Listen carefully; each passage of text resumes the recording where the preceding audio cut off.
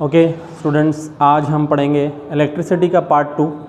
Part 1 already हो चुका है इलेक्ट्रिसिटी का। रेजिस्टर्स इन सीरीज़ तक हो चुका है। अभी रेजिस्टर्स इन पैरेलल से कंटिन्यू करेंगे। इसका मैं पार्ट 1 का लिंक जो है ना डिस्क्रिप्शन में डाल देता हूँ, आप वहाँ से देख सकते हैं। स्टार्ट करेंगे। पैरेलल है और पावर है, जूल्स लॉ ऑफ हीटिंग है और प्रैक्टिकल यूनिट है और ओवरलोडिंग और शॉर्ट सर्किटिंग वगैरह भी है। फ्यूज़ के कुछ पार्ट्स हैं, यहाँ पे करेंगे। होपफुली ये कंप्लीट हो जाता आज इलेक्ट्रिसिटी का पूरा। तो देखो स्टार्ट करेंगे। Resistance in parallel. सपोज करेंगे कि 3 रेजिस्टेंस पैरेलल में लगे हुए हैं, 3 ले लो चाहे 2 ले लो। अब हमको मालूम कैसा होना कि रेजिस्टेंस सीरीज़ में है या पैरेलल में है। तो देखो फॉर एग्जांपल ये हमारा बैटरी है। अगर 2 रेजिस्टेंसेस इसके बैटरी के दोनों एंड्स पे लगे हुए हैं, ये बैटरी का एक एंड है और ये बैटरी का दूसरा एंड है।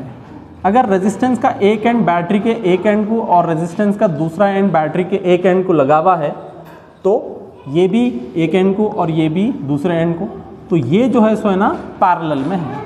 पैरेलल नाम कैसा आया?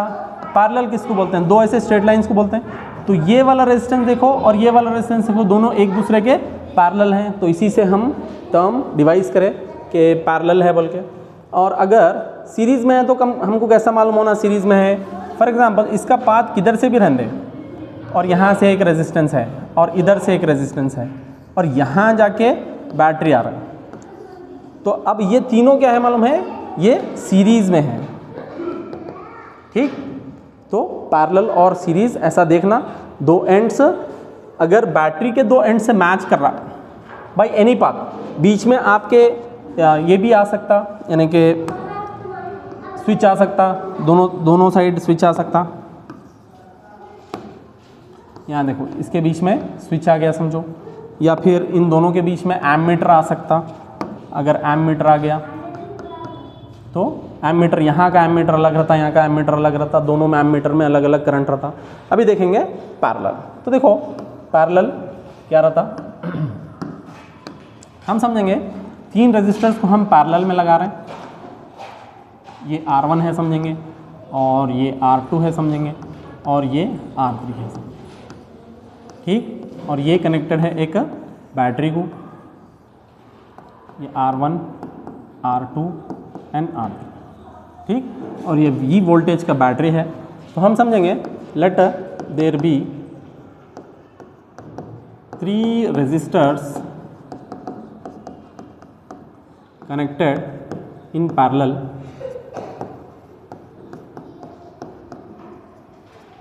ये 3 रेजिस्टेंस पैरेलल में कनेक्टेड है समझेंगे। एक चीज़ हमारे माइंड में यहाँ पे क्लियर रहना कि यहाँ पे जो V वोल्टेज है, यहाँ पे समझेंगे V1 वोल्टेज है, यहाँ पे V2 वोल्टेज है, यहाँ पे V3 वोल्टेज है। मतलब ये दोनों एंड्स के बीच में V3 वोल्टेज है, ये दोनों एंड्स के बीच में V2 वोल्टेज है, ये दोनों एंड्स के बीच में V1 वोल्टेज है।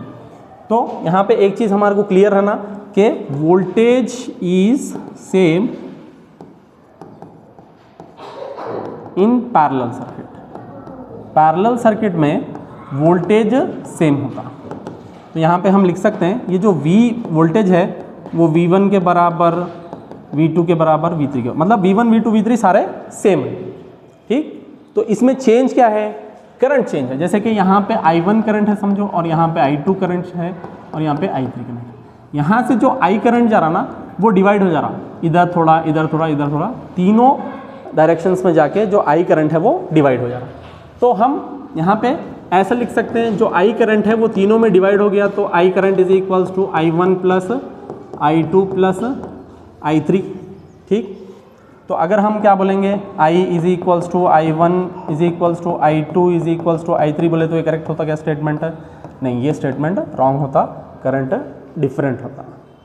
ठीक, तो अब इसको लेके हमारे को क्या करना है, इसका एक्सप्रेशन निकालना है रेजिस्टर्स इन पैरेलल। मतलब कि अगर मैं ये तीनों रेजिस्टर्स निकाल के एक सिंगल रेजिस्टेंस लगाया मैं R इक्वलेंट, तो उसकी वैल्यू क्या होती है हम यहाँ से निकाल सकते हैं। ठीक, तो देखो हमारे पास ओम्स लॉ से एक फॉर्मूला है क्या, I is equals to V by R। ठीक, अब यही फॉर्मूला हम तीनों जगह पे सब्स्टिट्यूट करेंगे। आई की जगह पे v by R, v divided by R, मतलब मैं तीनों निकाल के एक लगाया तो कितना हो गया, आर इक्वलेंट हो गया। तो मैं क्या कर रहा हूँ मालूम है, आर इक्वलेंट लिख रहा हूँ नीचे। फिर I1 की जगह पे देखो, I1 is equals to V1 by R1, I1 is equals to V1 by R1 plus I2 is equals to V2 by R2 plus I3 is equals to V3 by R3। अब देखो V1, V2, V3 सारे same हैं, तो numerators क्या हो जाते हैं, same हो जाते हैं। जैसे कि V बाई आर इक्वलेंट लिख के मैं आगे V by R1 plus V by R2 plus V by R3 लिखा, ठीक। तो अब इसमें से अगर कॉमन निकाल लिया मैं तो क्या आता, V by R equivalent is equals to V common निकाल लिया 1 by R1 plus 1 by R2 plus 1 by R3। तो देखो ये भी कट हो जाता, ये इधर आके डिवाइड में हो गया, ये इधर आके डिवाइड में हो गया। तो अब हमारे पास जो एक्सप्रेशन बचा वो बचा, हमारे पास जो एक्सप्रेशन बचा वो ये है 1 by R equivalent is equals to 1 by R1 plus 1 by R2 plus 1 by R3। ये हमारे पास एक्सप्रेशन आया। कैसा आया, हम तीन रेजिस्टेंस लेके R1, R2, R3 को उसको पैरेलल में कनेक्ट करें तो हमारा एक्सप्रेशन क्या है, 1 by R equivalent is equals to 1 by R1 plus 1 by R2 plus 1 by R3 आया। अभी देखो अगर हम दो रेजिस्टेंस को सीरीज पैरेलल में लेंगे, दो रेजिस्टेंसेस, जैसे कि ये दो रेजिस्टेंस है, तो इसके लिए हमारे पास एक फॉर्मूला ऑलरेडी रहना। ये सपोज R1 है और ये R2 है, क्योंकि जनरल आप सर्किट्स जो सॉल्व करते हैं ना उसके अंदर दो कॉमन आते हैं। तो इसके लिए देखो हम फॉर्मूला लगाएंगे 1 by R equivalent is equals to 1 by R1 plus 1 by R2। तो यहाँ पे 1 बाई आर इक्वलेंट ऐसे ही रखो, इन दोनों को क्रॉस मल्टीप्लाई करो, यहाँ पे R1 into 1, R2 into 1, R2 plus R1 into 1, R1 divided by R1 into R2। अगर इसको उल्टा कर दिए, यानी कि आर इक्वलेंट चाहिए हमारे को 1 बाई आर इक्वलेंट नहीं चाहिए, हमको चाहिए आर इक्वलेंट। तो आर इक्वलेंट का एक फॉर्मूला आता, R equivalent is equals to R1 R2 divided by R1 plus R2। ये कैसा लेके आए, इसको सिंप्लीफाई करें और एक हम कंक्लूजन बना लिए, क्योंकि मेजॉरिटी ऑफ प्रॉब्लम्स में आपको क्या करता, ऐसे सर्किट देता। अब जैसे कि यहाँ पे दो जो है सो ना पैरेलल में कनेक्टेड है और इनके साथ एक सीरीज़ में कनेक्टेड है और ये एक बैटरी से कनेक्टेड है, ऐसा अगर आपको दे दिया तो क्या करेंगे आप, इन दोनों का एक आर इक्वलेंट निकालेंगे और इसका जो आर इक्वलेंट आता वो आर इक्वलेंट को इसके साथ ऐड कर देंगे, क्योंकि ये सीरीज़ में है, ठीक। तो ये इंपॉर्टेंट फॉर्मूला है, ये याद रखना है। नेक्स्ट देखेंगे, नेक्स्ट है देखो यहाँ पे एक्सप्रेशन के बाद एक फॉर्मूला, एक प्रॉब्लम दे दिया, यहाँ पे प्रॉब्लम करेंगे। Observe the circuit diagram below. Calculate the current through the each resistor, the total current in the circuit and the total resistance. यहाँ पे हम क्या करना मालूम, पहले क्या क्या गिवन है वो लिखना। एनी प्रॉब्लम देखो बोर्ड्स में कोई भी क्वेश्चन आया, पहले आप क्या करना, क्या क्या हमारे पास क्वेश्चन में दिया हुआ है उसको गिवन बोलेंगे। तो गिवन देखो R1 दिया हुआ है, R1 is equals to 5 ohms। दूसरा दिया हुआ है R2 is equals to 10 ohms। तीसरा दिया हुआ है R3 is equals to 30 ohms। तो ये तीन हमारे पास गिवन हो गया, ठीक। और क्या दिया हुआ है, voltage V is equals to 6 volt. क्या फाइंड आउट करो बोला, the current through each resistor, हर एक रजिस्टर के थ्रू करंट फाइंड आउट करो बोला। तो फर्स्ट फाइंड आउट करेंगे, करंट के लिए फॉर्मूला क्या है, I is equals to V by R, ठीक। तो यहाँ पे वोल्टेज 6 वोल्ट, क्या 6 वोल्ट सबको आता, यस 6 वोल्ट सबको आता, क्योंकि ये पैरेलल कनेक्शन है। पैरेलल कनेक्शन में वोल्टेज कॉमन रहता, मतलब यहाँ पे भी इसके लिए भी 6 वोल्ट रहता है, इसके लिए भी 6 वोल्ट, इसके लिए भी 6 वोल्ट, तीनों के लिए भी 6 वोल्ट। तो I1 करंट देखें तो हम I1 is equals to V by R1। तो इधर देखो V इज इक्वल्स टू 6 आ गया और R1 कितना हो गया 5, 6 डिवाइडेड बाई 5 कितना होता 1.2 एम्पेयर, ठीक। इसको आप डिवाइड कर लो अगर चाहिए तो, 5 2 10 आता 1.2 एम्पेयर। फिर B1 देखो same I2 is equals to V by R2।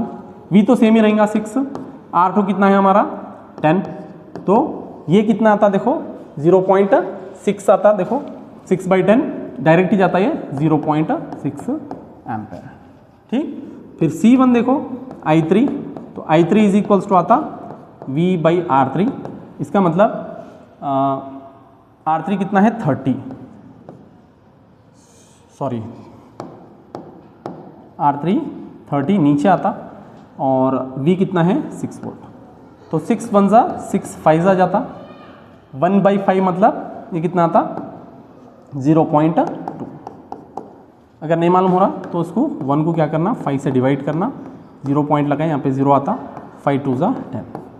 ठीक, तो अब हमारे पास 3 एक्सप्रेशन आ गए, तीनों I1 I2 I3 का वैल्यू मालूम हो गया। तो क्या हम I टोटल जो है इसमें ना, I टोटल या फिर I net current, total current भी बोलते हैं उसको, क्या हम तीनों को ऐड करके निकाल सकते हैं I1 plus I2 plus I3? Yes, तीनों को ऐड करके निकाल सकते हैं। हम पिछले इसी में पढ़े कि यहाँ पे करंट जो है इसमें ना डिफरेंट होता, और जो I रहता वो तीनों का सम रहता। तो इसमें जो टोटल I आने वाला है, I टोटल, वो क्या 1.2 फर्स्ट वाला प्लस 0.6 सेकेंड वाला प्लस 0.2 थर्ड वाला, ये तीनों मिलाए तो आता क्या यस। तो I जो करंट होता ना 1.2 प्लस 0.6 प्लस 0.2 होता 2 एम्पेयर। ये कैसा आ गया, 0.6 प्लस 0.2 0.8 है, और 1.2 और 0.8 अगर ऐड करेंगे 1.2 और 0.8 तो ये 10 1 कैरी 2.0 आ जाता, जिसको हम 2 एम्पेयर बोल रहे हैं। ठीक, तो हमारे को मालूम हो गया करंट थ्रू ईच रजिस्टर आ गया, R1 R2 R3 के अंदर कितना करंट है वो भी आ गया, total current in the circuit आ गया, टोटल करंट 2 एम्पेयर है, ये भी आ गया। और हमको फाइंड आउट करना है the total circuit resistance. Total circuit resistance के लिए एक हम ये ले सकते हैं, देखो हमको करंट भी मालूम है, वोल्टेज भी मालूम है, दो तरीके हैं। फर्स्ट मेथड देखो, तो देखो I is equals to V into R equivalent हम यहाँ से निकाल सकते हैं ये फॉर्मूले से। ठीक, V/R equivalent, sorry I is equals to V/R equivalent. तो देखो करंट अभी हमारे पास मालूम हो गया 2 है बोल के, वोल्टेज 6 है divided by R equivalent, R equivalent इधर गया तो R equivalent is equals to 6/2, तो 2 1 जा 2 3 जा, तो इक्वलेंट रेजिस्टेंस कितना होता 3 ओम्स। लेकिन ऐसा नहीं निकालना, हम आपको प्रैक्टिस करना है इक्विवेलेंट रेजिस्टेंस निकालने की। वो क्या है, जो फॉर्मूला अब हम डिराइव करें ना वो फॉर्मूले से हम निकालना। क्या है formula, 1/R equivalent is equals to 1/R1 plus 1/R2 plus 1/R2, ये हमारा फॉर्मूला है। तो देखो 1/R equivalent as it is रखो, 1/R1, R1 कितना है, R1 है हमारा 5 10 और 30, 5 10 और 30, 1/5 प्लस 1/10 प्लस 1/30। अब यहाँ से इन तीनों का एलसीएम निकालना है। तीनों का एलसीएम कितना होता है, यहाँ पे देखो 5 के डबल में 30 आता, 10 के डबल में भी 30 आता, इसका मतलब तीनों का एलसीएम 30 हो गया। कभी कभी एक्साइटमेंट में स्टूडेंट्स रॉन्ग कर देते हैं, यहाँ पे इसको इत्मीनान से करना, 30 एलसीएम ले लेना, नीचे R equivalent as it is. तो देखो 5 कितने का 30 होता, 5 6 जा 30 होता, फिर 10 कितने का 30 होता, 10 3 जा 30 होता, प्लस 3 कितने का 30 होता, 1 जा होता।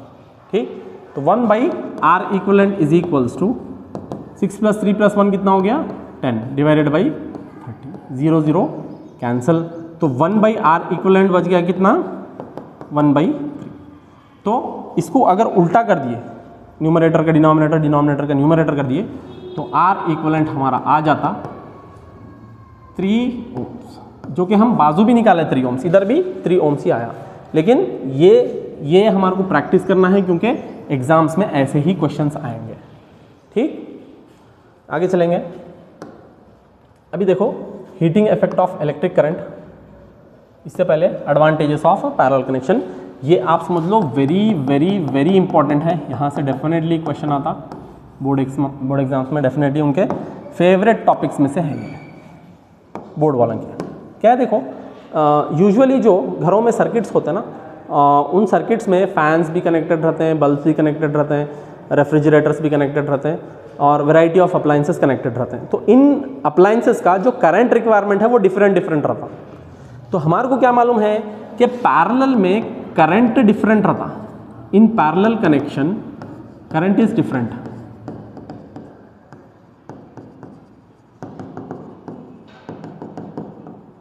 तो ये चीज बेनिफिशियल होती है। करंट के रिक्वायरमेंट्स हर अप्लायंस के अलग होते हैं।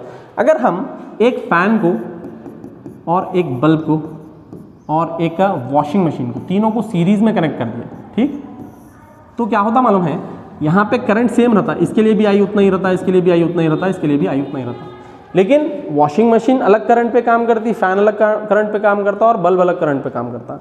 इसीलिए पैरेलल कनेक्शन में डोमेस्टिक सर्किट्स पूरे कनेक्ट करते हैं। देखो, तो parallel circuit divides the current, क्योंकि उन्हें क्या करता, करंट को डिवाइड करता through the electrical gadgets. This is helpful particularly when each gadget has a different resistance. हर एक गैजेट का अलग अलग रेजिस्टेंस रहता, ठीक, and requires different current to operate properly. तो उनका जो करंट रिक्वायरमेंट है वो अलग अलग था, इसीलिए हम क्या करते हैं, उसको पैरेलल में कनेक्ट करते हैं।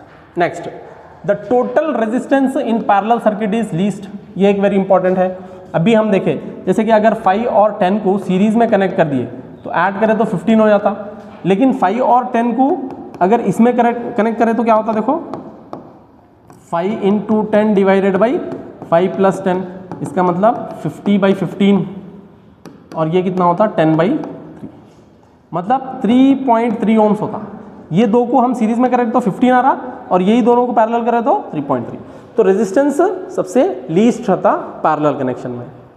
और सबसे इंपॉर्टेंट, वेरी इंपॉर्टेंट वो ये है कि if one of the component fails the circuit will not break and other components works, other components continues to work.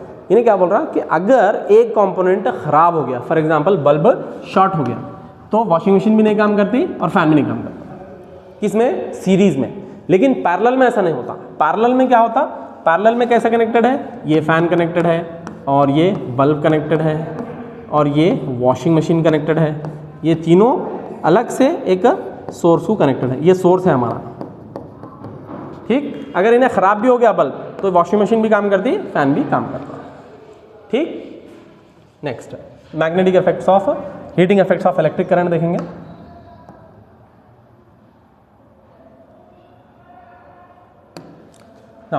Usually क्या होता मालूम है, कभी भी अगर एक रेजिस्टेंस के थ्रू करंट पास हो रहा, समझेंगे आई, ठीक, ये आर रेजिस्टेंस से करंट पास हो रहा, तो क्या करता मालूम है, वो करंट रेजिस्टेंस की वजह से हीट जनरेट करता, ठीक। इसी को बोलते हैं heating effect of electric current. तो देखो, when an electric current passes through a conductor with a high resistance, the conductor becomes hot after some time and produces heat. This is called heating effect of electric current. तो जब कभी भी एक high resistance से अगर current pass हो रहा तो वो गर्म हो जाता रेजिस्टेंस की वजह से, और हीटिंग इफेक्ट उन्हें उसके अंदर आ जाता, हीटिंग इफेक्ट। तो ये क्या फ़ायदेमंद है, हमारे को जितने भी डोमेस्टिक अप्लायंसेस हम घर में इस्तेमाल कर ले रहे हैं, जैसे कि हीटर हो गया, माइक्रोवेव अवन हो गया, या टोस्टर हो गया, या इलेक्ट्रिक आयरन हो गया, ये सारे के सारे हीटिंग इफेक्ट पे ही काम करते हैं। उनको क्या करते हैं, इलेक्ट्रिक करंट उससे पास होता और वो जो कॉइल रहता वो हाई रेजिस्टेंस वाला रहता, इसीलिए उसके अंदर हीट डेवलप होती, उस हीट से हम यूज़फुल चीज़ें कर लेते हैं घर में। तो देखो ये कैसा काम करता है, इलेक्ट्रिक करंट है, यहाँ पे P = V × I डिराइव करा हुआ है। मैं अलग से आपको बता देता हूँ, P = V × I कैसा आया। देखो जो पावर है ना, पावर का जनरल डेफिनेशन क्या है मालूम है, रेट ऑफ वर्क डन को पावर बोलते हैं। Power is nothing but rate of work done, ठीक। तो उसको अगर मैं मैथमेटिकल में फॉर्म में लिखूंगा तो P = W/T। रेट जब भी आ गया तो समझना नीचे टाइम से कंपेयर किया जा रहा। तो अब ये जो W है ना, हम स्टार्टिंग में पढ़े जो पोटेंशियल होता वो होता V = W/Q। स्टार्टिंग में पोटेंशियल पढ़े, पोटेंशियल क्या है, work done per unit charge. तो ये Q इधर चला गया तो VQ = W। अब ये जो W का वैल्यू है वो ला के इधर रखें, ठीक, W का वैल्यू इधर ला के रखें तो P = क्या हो गया, VQ/T हो गया, ठीक। तो अब ये हमारे को मालूम है Q/T I होता, बल्कि हमारा जो फर्स्ट फॉर्मूला है चैप्टर का, I = Q/T। I क्या है, current = rate of flow of charge. I = current कैसा डिफाइन करते हैं, rate of flow of charge, ठीक। तो पावर इज इक्वल्स टू हमारे पास आ गया V इंटू आई।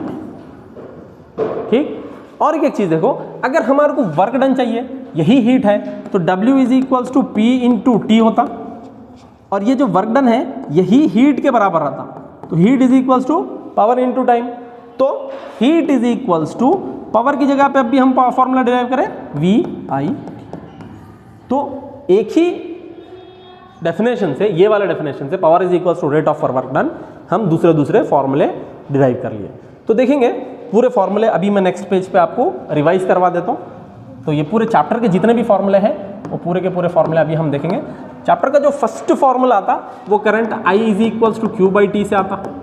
डेफिनेशन क्या है कि current is equals to rate of flow of charge.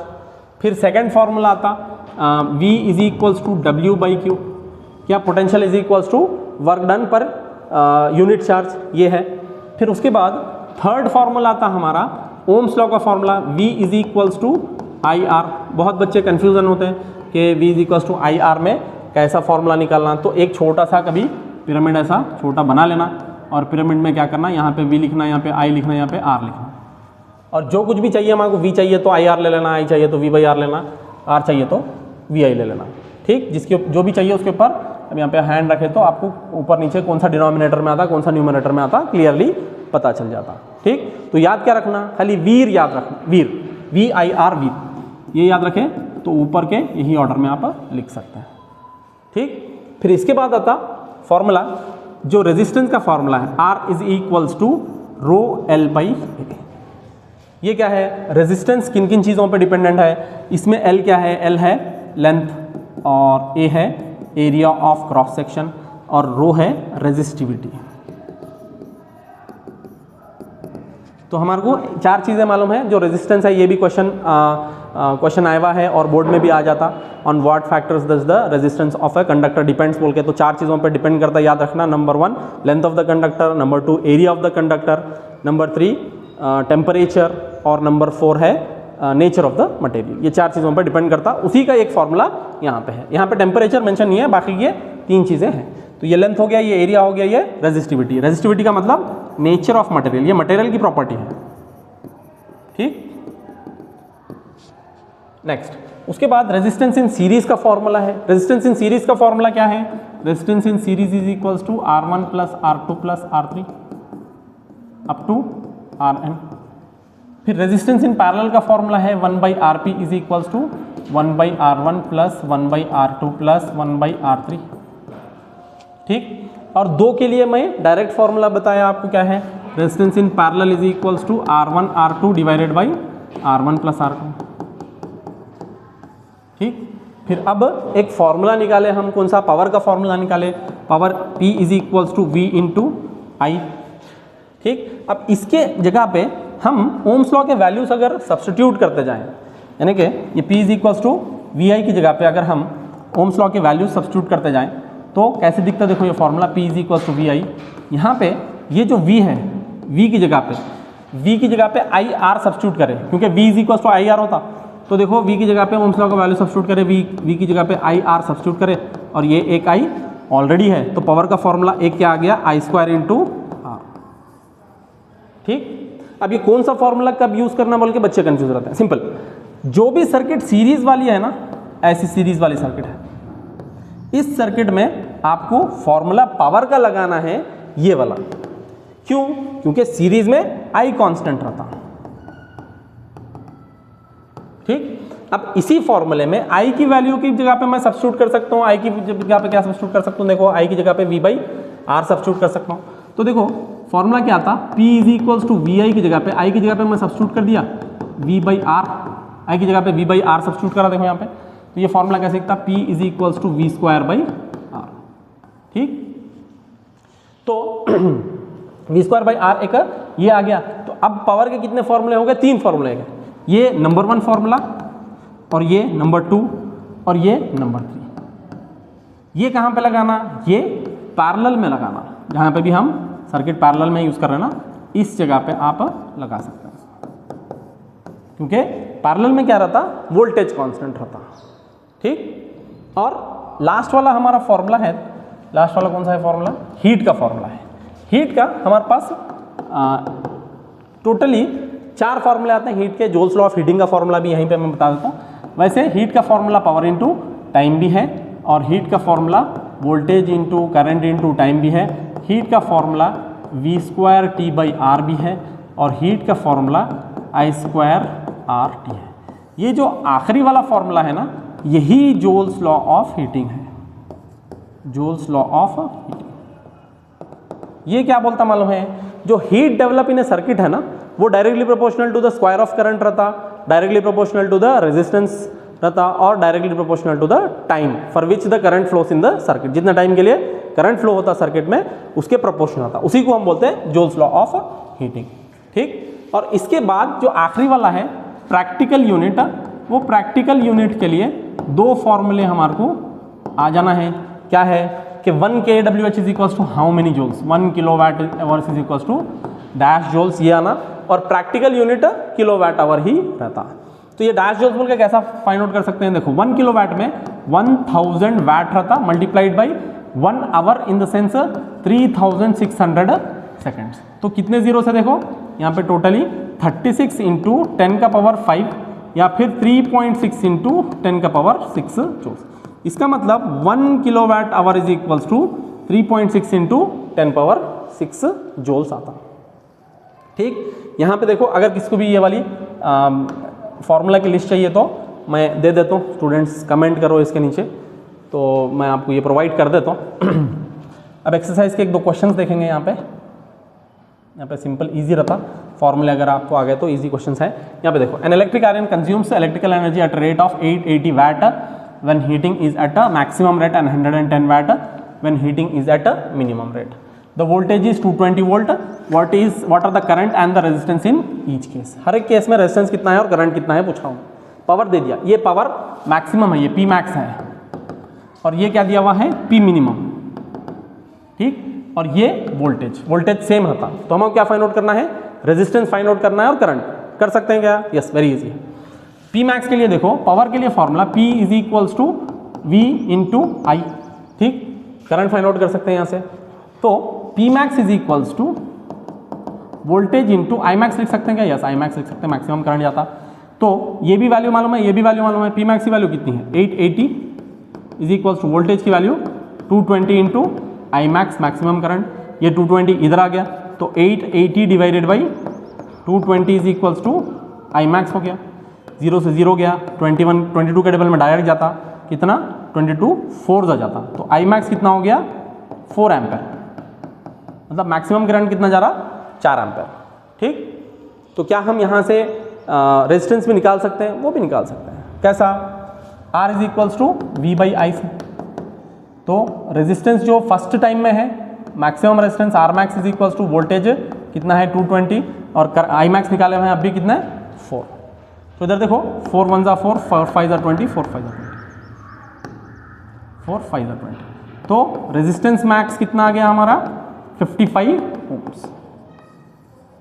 Minimum निकाल सकते हैं क्या सेम फॉर्मूले से? यस, मिनिमम भी निकाल सकते हैं। मिनिमम क्या है? P is equals to V into I, तो power minimum is equals to voltage into I minimum रख लो। अब यहाँ पे ये पावर मिनिमम है, वोल्टेज तो कांस्टेंट ही रहेगा किसी भी सर्किट में, तो पावर मिनिमम देखो कितना है 110 है, इज इक्वल्स टू वोल्टेज कितना है 220 इंटू आई मिनिमम।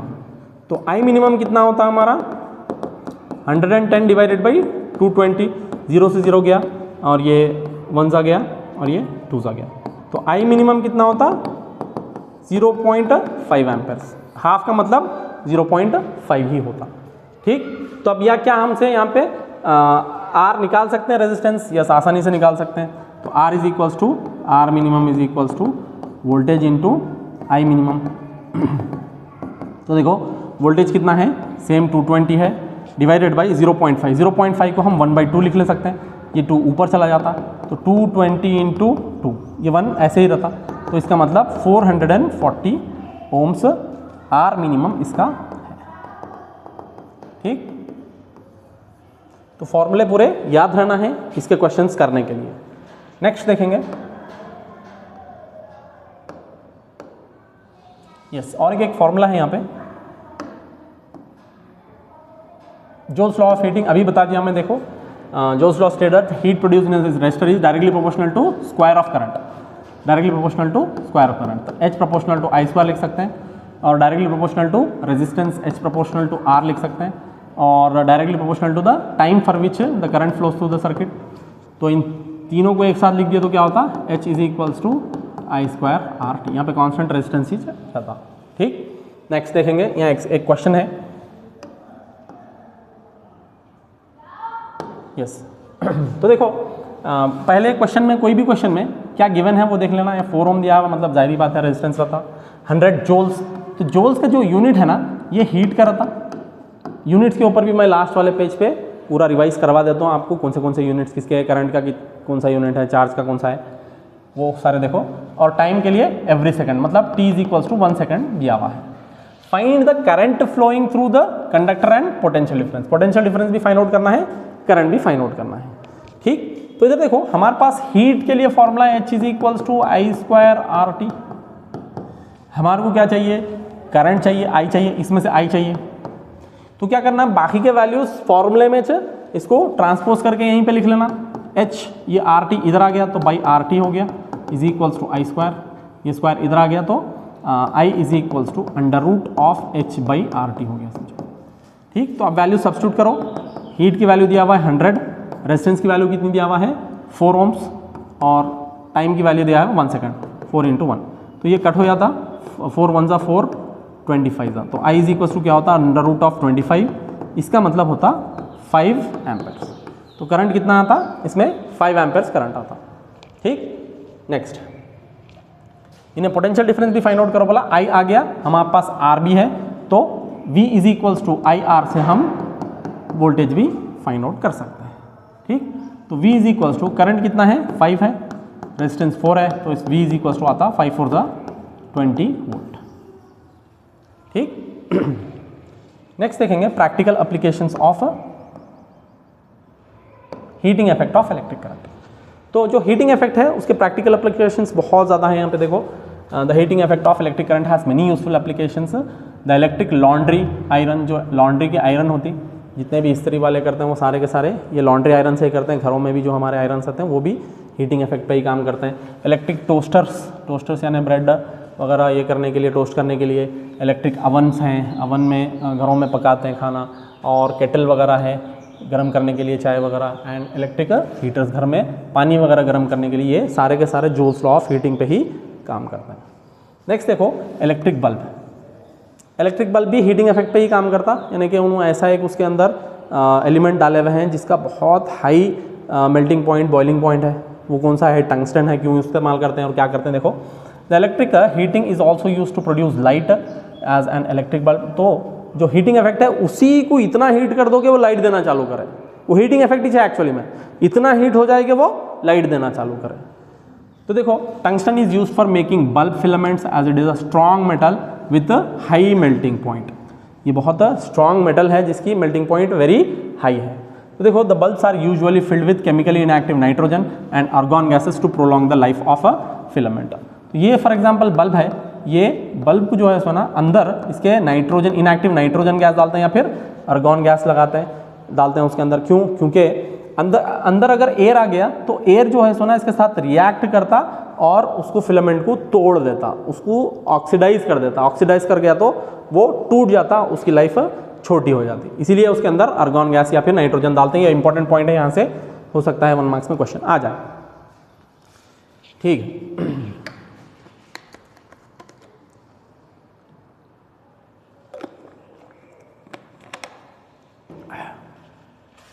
नेक्स्ट देखेंगे फ्यूज़। फ्यूज़ घरों में इस्तेमाल होता, जहाँ पे इलेक्ट्रिकल बोर्ड्स होते हैं वहाँ पे होता। घरों में तो आजकल कम हो गया फ्यूज़ को रिप्लेस कर दिए MCBs, मिनिएचर सर्किट ब्रेकर्स बोल के। तो देखो फ्यूज़ क्या काम करता। Another common applications of Joule's law of heating is fuse used in electric circuit. It protects the circuits and appliances by stopping the flow of any unduly high electric current. Fuse एक ऐसा device रहता, वो भी joules law of heating पे ही काम करता है। यहाँ पे पतला वायर डालते हैं, इधर से वायर आ रहा और इधर से वायर आ रहा, समझेंगे। यहाँ से करंट इसके थ्रू पास हो रहा। अब कभी भी आगे की सर्किट में कहीं पे शॉर्ट सर्किट हो गया या फिर बहुत हाई करंट इसके अंदर फ्लो हो रहा, तो क्या होता है, ये मेल्ट होके टूट जाता। मेल्ट कैसा होता, हीट की वजह से होता। तो जोल्स लॉ ऑफ हीटिंग की वजह से ही ये मेल्ट हो जाता, टूट जाता, और ये एज अ प्रोटेक्टिव डिवाइस काम करता। ये एक एज अ प्रोटेक्टिव डिवाइस काम करता। नेक्स्ट देखेंगे, fuse is always connected in series with live wire. ये हमेशा लाइव वायर के साथ सीरीज में कनेक्ट करते हैं, पैरेलल वगैरह में नहीं कनेक्ट करते, इसको डायरेक्ट सीरीज में ही कनेक्ट करते हैं। नेक्स्ट यहाँ पे देखो, इसका जो ये है ना, मार्केट में जो फ्यूजेस मिलते हैं वो फ्यूजेस दो सर्किट के लिए मिलते हैं, एक 5 एम्प्स की सर्किट के लिए मिलता और एक 15 एम्प्स के लिए मिलता। 5 एम्प्स मतलब डोमेस्टिक के जो छोटे छोटे अप्लाइंसेस होते हैं, फैन बल्ब वगैरह, वो इस्तेमाल होते हैं, और 15 एम्प्स मतलब जो हैवी अप्लाइंसेस होते हैं जैसे कि एयर कंडीशनर्स वगैरह, गीज़र्स वगैरह, उसके लिए 15 एम्प्स यूज़ होता। अब 5 एम्प्स का मैं एक फ्यूज़ लगाया समझेंगे, तो उसमें 15 एम्प्स की सर्किट इस्तेमाल कर रहा हूँ, तो होता क्या, वो ब्रेक हो जाता। उसकी जो वैल्यू है गिवन वैल्यू से अगर वो बड़ा आ जाए तो वो ब्रेक हो जाता। ठीक तो देखो, if the current larger than the specified value flows through the circuit, the temperature of the fuse increases, temperature बढ़ जाता, this melts the fuse wire and breaks the circuit, जिससे कि वो मेल्ट हो जाता और टूट के सर्किट को ब्रेक कर देता। नेक्स्ट इसी के ऊपर एक ये है, पावर का हम फॉर्मूला निकाले, पावर का जो ये है यहाँ पे देखो, इलेक्ट्रिकल का पावर अभी निकाले, SI यूनिट ऑफ पावर है वाट। तो देखो पावर का फॉर्मूला हम निकाले, P = VI, कैसा निकाले, रेट ऑफ वर्क डन रहता, और उसी को हम सिंप्लीफाई करके P = V × I करें, तो पावर का जो यूनिट है, यूनिट वाट रहता। अब 1 वाट कितना होता, देखो 1 वाट = 1 एम्पेयर इंटू 1 वोल्ट। ठीक इसका मतलब अगर 1 वोल्ट हम पोटेंशियल डिफरेंस प्रोवाइड करेंगे और उसके थ्रू 1 एम्पेयर करंट पास हो रहा, तो 1 वाट उसके अंदर पावर है। इसका मतलब ये है। इधर देखो, द इलेक्ट्रिक बल्ब इज, यहाँ पे एक्सरसाइज क्वेश्चन है, the electric bulb is connected to a 220 volt generator. इसका मतलब वोल्टेज दे दिया हुआ है 220 volt. The current is 0.5 ampere, I = 0.5 ampere. What is the power of the bulb. अब एक ही डिवाइस है, इसको सीरीज पैरेलल का कोई टेंशन नहीं है, आप directly P = V × I formula apply करके कर सकते हैं। लेकिन अगर कभी आ जाए सीरीज पैरेलल का, तो अभी मैं बता दिया पावर का कौन सा फॉर्मूला यूज़ करना है। तो देखो वोल्टेज इंटू करंट, वोल्टेज कितना है 220 मल्टीप्लाइड बाई 0.5। 0.5 कभी भी याद रखना, अगर 0 अगर फ्रैक्शंस में आ जाए तो ईजी होता आपको कैलकुलेशन करने के लिए। तो 0.5 1/2 के बराबर होता, 0.75 3/4 के बराबर होता, 0.25 1/4 के बराबर होता, और 0.33 2/3 के बराबर होता। ये याद रखना है, सॉरी 0.33 1/3 के बराबर होता, और 0.66 2/3 के बराबर होता। ठीक, तो यहाँ पे आप अगर 220 मल्टीप्लाइड बाई 1/2 करें, 2 1 = 2 110, तो डायरेक्ट पावर आ गया 110 वाट। ठीक, नेक्स्ट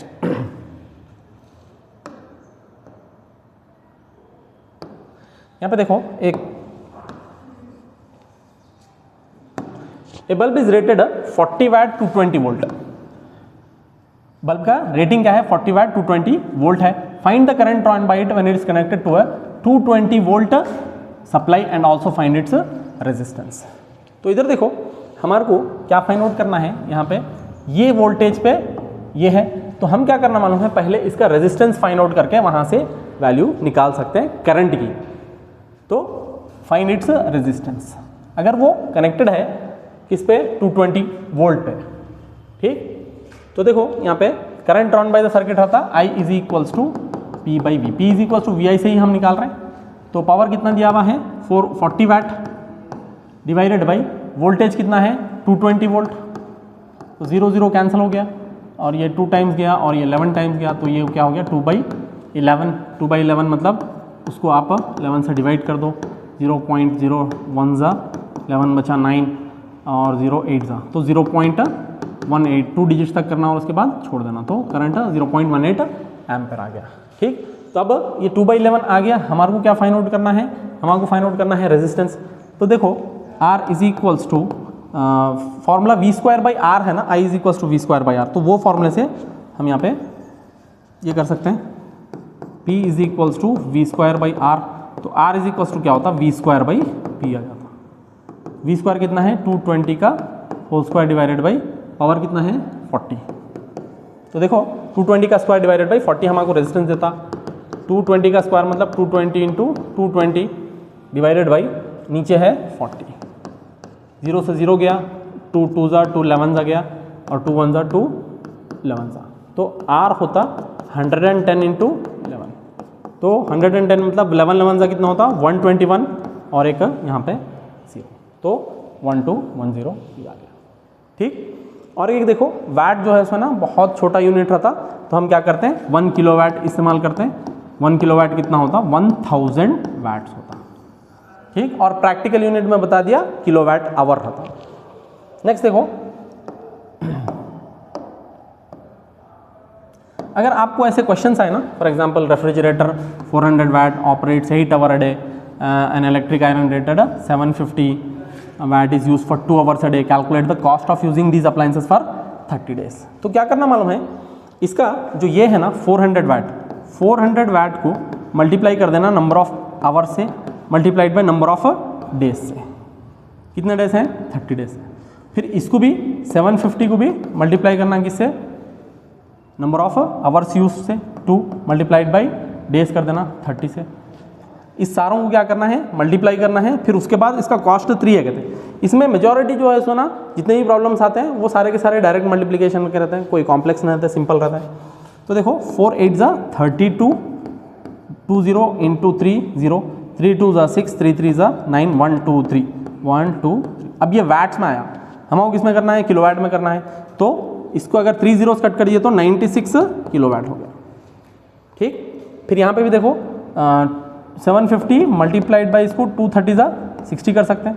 यहाँ देखो 6 5 ज़ा 30, 0 3 कैरी, 6 7 ज़ा 42 प्लस 3 45, 1 0 2 0, ये कितना हो गया 45। अब ये तीनों को कट कर दिए तो क्या हो गया 45 किलो। टोटल पावर कितना हो गया 96 प्लस 45, तो 96 प्लस 45 कितना होता 96 प्लस 45 और ये हो गया 141 किलोवाट। टोटल पावर है 141 किलोवाट।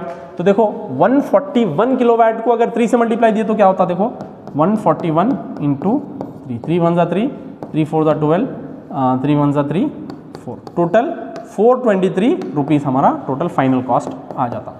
ठीक, इंडिविजुअल कॉस्ट निकालना है, वहीं पे आप क्या करो 96 किलोवाट को 3 से मल्टीप्लाई करो और यहाँ पे 45 किलोवाट को 3 से मल्टीप्लाई करो, ये इंडिविजुअल आपको मंथली कॉस्ट आ जाता है।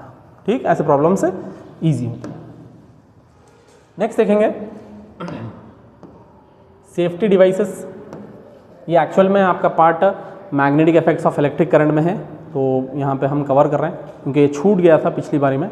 तो देखो जो इलेक्ट्रिक सर्किट है, डोमेस्टिक सर्किट्स है, डोमेस्टिक सर्किट्स के अंदर 3 वायर्स रहते हैं। वैसे जो आते हैं ना हमारे पास घर के अंदर वो 2 वायर्स ही चलते हैं। एक थर्ड वायर हमको घर के अंदर बनाना रहता अर्थ वायर, वो अक्सर घर में नहीं बनाते, वो एज अ सेफ्टी डिवाइस रहता। तो फर्स्ट वायर रहता लाइव वायर जिसको हम पॉजिटिव भी बोलते हैं, उसका कलर रहता रेड इंसुलेशन से रहता हो, उसके ऊपर रेड कवरिंग रहती। नेक्स्ट है न्यूट्रल वायर, नेगेटिव बोलते हैं जिसको, और वो ब्लैक इंसुलेशन के साथ रहता। नेक्स्ट है अर्थ वायर, ग्रीन इंसुलेशन के साथ रहता। ठीक, नेक्स्ट देखो domestic circuits are of 2 types, 15 amperes and 5 amperes में बता दिया। जिसकी हाई रेटिंग रहती है जैसे कि गीजर्स, एयर कूलर्स या एयर कंडीशनर्स वगैरह, उसके लिए 15 एम्पर्स यूज इस्तेमाल होता। और जो 5 एम्पर्स है वो बल्ब्स, फैंस वगैरह के लिए, मिक्सर ग्राइंडर्स और फ्रिज वगैरह के लिए इस्तेमाल होता 5 एम्पर्स वाला। नेक्स्ट सेफ्टी डिवाइसेस देखो, सेफ्टी डिवाइसेस क्या है अभी मैं बता दिया। फ्यूज भी सेफ्टी डिवाइस है और अर्थ वायर भी सेफ्टी डिवाइस है। तो देखो इलेक्ट्रिकल फ्यूज ये इंपॉर्टेंट सेफ्टी डिवाइस है, डोमेस्टिक सर्किट्स में इस्तेमाल होता। वो क्या करता prevents the appliances and circuit due to overloading, overloading से बचाता। ओवरलोडिंग और ये शॉर्ट सर्किटिंग ऑलमोस्ट सेम ही प्रोसेस होता दोनों के अंदर। ओवरलोडिंग कब होता, दोनों के अंदर हाई करंट फ्लो होता, लेकिन जो शॉर्ट सर्किटिंग होता वो डायरेक्ट कॉन्टैक्ट में आ जाते हैं। ठीक, इसमें डायरेक्ट कॉन्टैक्ट नहीं आते, एक ही सर्किट में बहुत ज़्यादा अगर अप्लायंसेस करे तो ये होता, लेकिन फंक्शन दोनों में ही एक ही होता कि बहुत ज़्यादा करंट फ्लो होना चालू हो जाता। ठीक, नेक्स्ट देखो earth wire is another important safety device used in domestic circuits. It protects from electric shock in case of leakage of current specially in metallic body appliances.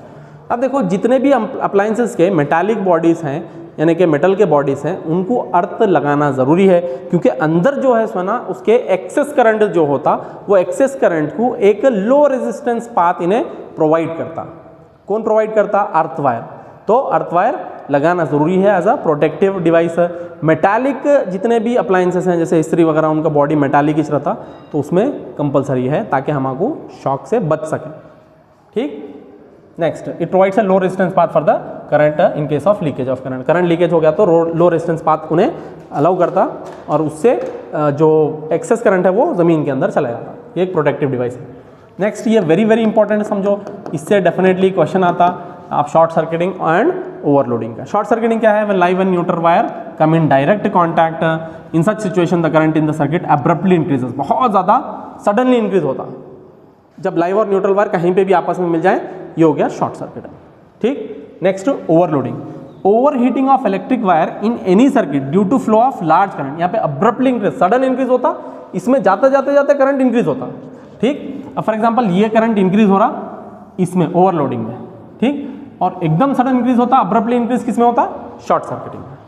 ठीक, ये नॉर्मल करंट फ्लो हो रहा समझो, ये धीरे धीरे current क्या हो रहा? इंक्रीज हो रहा है ऐसा, किसमें? ओवरलोडिंग में। शॉर्ट सर्किटिंग में सडन इंक्रीज हो जाता।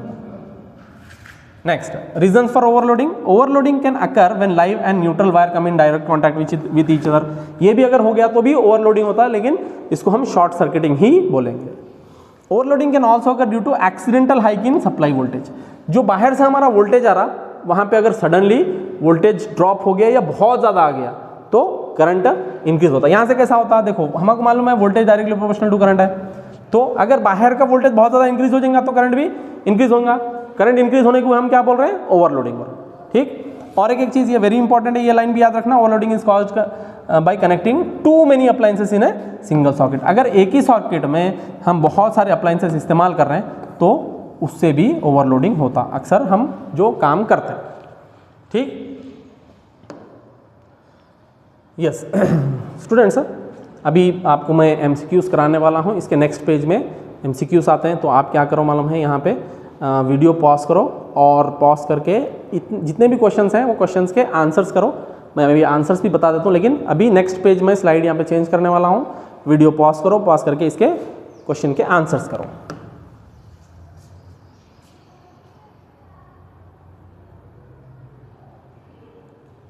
यस, तो देखो पिछला वाले का क्वेश्चन क्या है? A device use to change the resistance in an electric circuit. Electric circuit क्या काम में आता है? एमीटर क्या करता? करंट मेजर करता। रियोस्टैट यस ये काम करता, रेजिस्टेंस को चेंज करता। गैल्वेनोमीटर क्या करता? प्रेजेंस ऑफ करंट बताता। वोल्टमीटर क्या करता? वोल्टेज का टेस्ट करता, कितना वोल्टेज है वो मेजर करता। तो रियोस्टैट इसका करेक्ट आंसर। नेक्स्ट देखो, potential difference between terminals is 60 volt and it draws a current of 4 amperes. तो हमें क्या फाइंड आउट करना है? रेजिस्टेंस। तो R is equals to V by I. V by I मतलब 60/4, तो कितना हो गया? 15।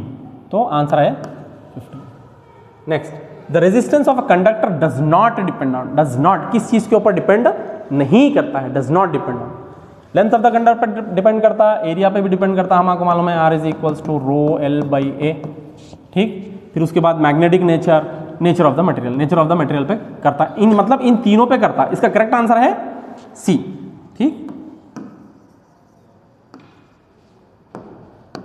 Magnetic nature does not depend मतलब मैग्नेटिक नेचर पे डिपेंड नहीं करता। वैट इज ऐसा यूनिट, अभी पढ़े हम वैट किसका है मालूम है? इलेक्ट्रिक पावर का है। इलेक्ट्रिक चार्ज का अभी देख लेंगे। इलेक्ट्रिक चार्ज का जो ये है वो कूलम है। ठीक, और इलेक्ट्रिक करंट का क्या है? एम्पेयर है। पोटेंशियल डिफरेंस का वोल्ट है। ठीक, next, observe the following table. अभी इसके आंसर्स करिए स्टूडेंट्स। यहाँ पे अभी मैं क्या करता हूँ मालूम है? थोड़ा सा, हाँ, यहाँ पे 1 2 3 4 क्वेश्चन है। इसको पॉज करके यहाँ पे कमेंट में आंसर लिखिए। Yes, observe the following table. देखो यहाँ पे 4 हमारे को मटेरियल्स प्रोवाइडेड है जिनका रेजिस्टिविटी दिया हुआ है। एक का 6.84 × 10⁻⁸ है। ये आपको अगर नहीं नजर आ रहा तो 10⁻⁸ है। सारों का 10⁻⁸ है, -8 -8 -8 -8। इसका मतलब ये डिपेंड करेगा कि सबसे छोटा जो होगा ना उसकी रेजिस्टिविटी कम होगी। ठीक, गुड कंडक्टर किसकी होंगी, जिसकी रेजिस्टिविटी सबसे कम होंगी। सबसे अच्छा कंडक्टर मतलब L होने वाला है, सबसे अच्छा कंडक्टर L होने वाला है। और सबसे बुरा कंडक्टर कौन होने वाला है, ये 6.84, मतलब कि जिसको अगर हम एज ए इंसुलेटर किसको यूज़ कर सकते हैं, जिसकी रेजिस्टिविटी हाई हो। अगर हमारे को इंसुलेटर यूज़ करना है तो K क्या है, बेस्ट इंसुलेटर है। और अच्छा कंडक्टर यूज़ करना है तो ये बेस्ट कंडक्टर है। ठीक, next SI unit of electric charge, अभी ऊपर बताया मैं, कूलम है। जूल किसका है, ये वर्क डन का है। वोल्ट मालूम है पोटेंशियल डिफरेंस का, और एम्पेयर करंट का। Next, the opposition to the flow of electric current is called resistance. Voltage मालूम है, work done upon charge, electric current, rate of charge flow, ampere तो यूनिट है। ठीक, next the formula of Joule's law of heating, अभी भी थोड़ी देर पहले पढ़े हम। इसमें से कौन सा है, ये नहीं होता, ये ओम्स लॉ है, ये भी नहीं होता, और ये भी नहीं होता, ये वाला डी वाला करेक्ट ऑप्शन है इसका। ठीक, नेक्स्ट देखो यहाँ पे यहाँ पे 4 क्वेश्चंस हैं, इसको पॉज करो, इसका आंसर दो कमेंट में। Yes, how much work is done in moving a 2 coulomb charge between 2 points having potential difference 12 volt. तो W is equals to V into Q होता, क्योंकि V is equals to W by Q, तो W is equals to V into Q. तो work done कितना होता, voltage कितना है 12 और चार्ज कितना है 2, इसका मतलब 24 जूल्स आता। ठीक, 24 joules. A piece of a wire of resistance R is cut into 5 equal parts. These parts are connected in parallel. If the equivalent resistance of this combination is R dash, then the ratio of R by R dash is. यहाँ पे देखो हम क्या करें मालूम है, एक बड़े रेजिस्टेंस को जिसका रेजिस्टेंस R है उसको 5 पार्ट्स में करें, 1 2 3 4 5। तो अब इसका रेजिस्टेंस हो गया R बाई 5, इसका रेजिस्टेंस हो गया R बाई 5, इसका रेजिस्टेंस हो गया R बाई 5, इसका भी R बाई 5, इसका भी R बाई 5। ठीक, अब इसको क्या करें हम पैरेलल में लगाए, तो हमको मालूम है 1 बाई आर इक्वलेंट पैरेलल का फॉर्मूला होता है 1 by R1 plus 1 by R2। तो 1 by R1 plus 1 by R2 plus 1 by R3 plus 1 by R4 plus 1 by R। ठीक, तो देखो R बाई 5 पूरे 5 5 5 ऊपर चले जाता है, तो 1 बाई R इक्वलेंट हो जाता 5 by R plus 5 by R plus 5 by R plus 5 by R plus 5 by R।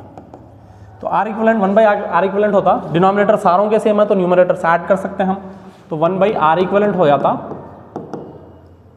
25 by R। ये ऊपर कर दिए तो इसका R इक्वलेंट आता R बाई 25।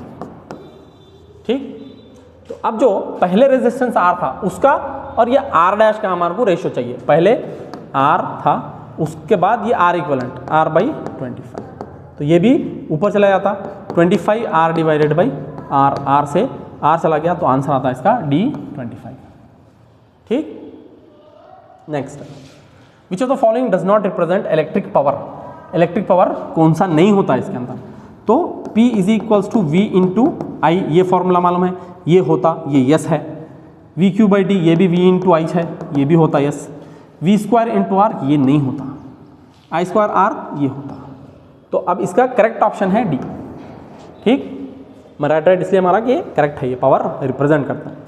नेक्स्ट देखो, मैं अभी हट जाता हूँ, आपको इतने आंसर्स करना है, 1 2 3 4 आंसर्स करना है। देखो इसके, अगर आपको दिख रहा तो सारे आंसर्स है, इसको पॉज करो, पॉज करके कमेंट में इसके आंसर्स करो।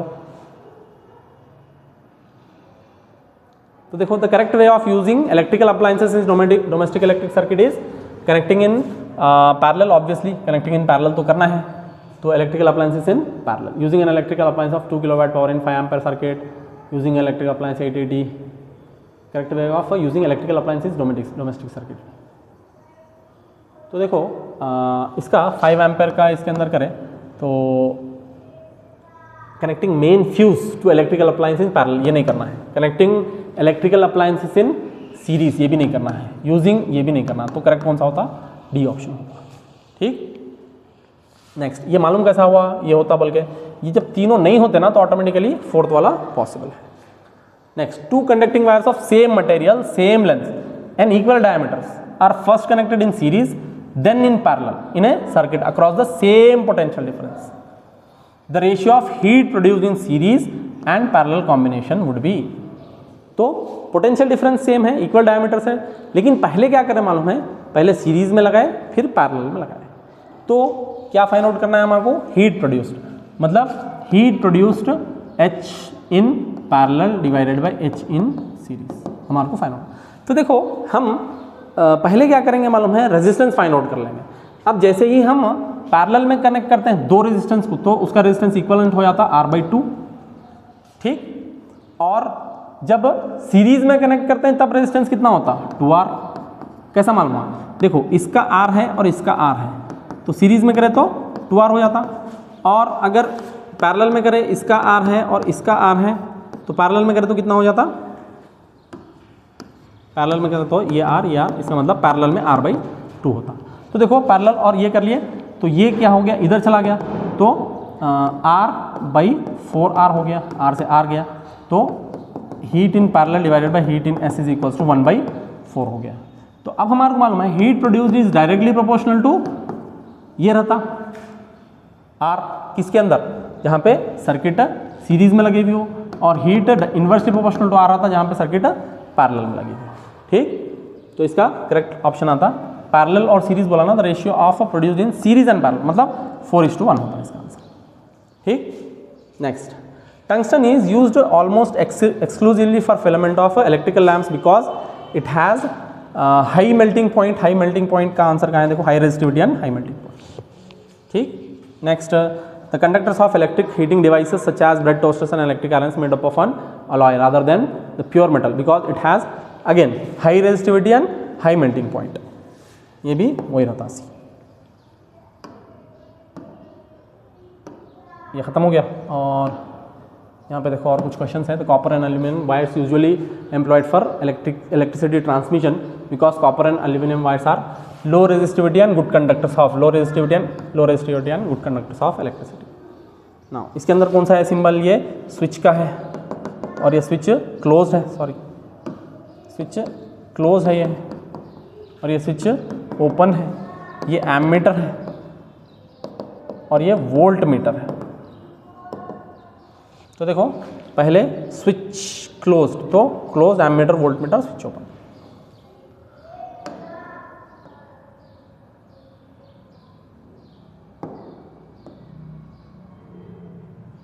नेक्स्ट देखेंगे continuous and close path of electric current. ये तो डेफिनेशन है किसका, इलेक्ट्रिक सर्किट का है definition. An electric bulb is connected to a 220 volt generator, the flowing bulb is 0.5। तो क्या फाइंड आउट करना है, पावर फाइंड आउट करना है। तो P is equals to V into I. अभी हम करे हुए हैं गालिबन, इससे पहले थोड़ी देर पहले 220 को और 0.5, इसका मतलब 110 आता option C. The amount of current will an electric heater coil draw from a 220 volt source, the resistance of the heater is 100। तो हमारे क्या फाइंड आउट करना है, करंट। तो I is equals to V/R। तो 2.2 एम्पर्स आया था, कैसा, 220 डिवाइडेड बाई 100, 0 से 0 गया, 22/10 2.2 होता। Now precautionary measures taken to prevent overload in the circuit. Circuit में ओवरलोडिंग कैसे कर सकते हैं कि हमारे को प्रिकॉशनरी मेजर्स बचाना है हमारे को। Taken to prevent overloadings, many appliances are connected in a single socket, many appliances are connected in to a different socket, many appliances not used at a time. ये बी और C correct है, इसका मतलब correct option है इसका D, ठीक।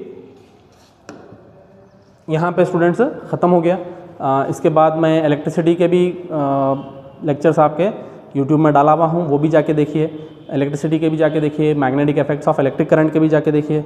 इसके बाद होपफुली हम बायोलॉजी स्टार्ट करेंगे। स्टूडेंट्स जिसको भी बायोलॉजी चाहिए यहाँ पे कमेंट करिए कि हमको बायोलॉजी चाहिए, या केमिस्ट्री चाहिए तो केमिस्ट्री के लिए भी आप नीचे कमेंट कर सकते हैं। Thank you very much.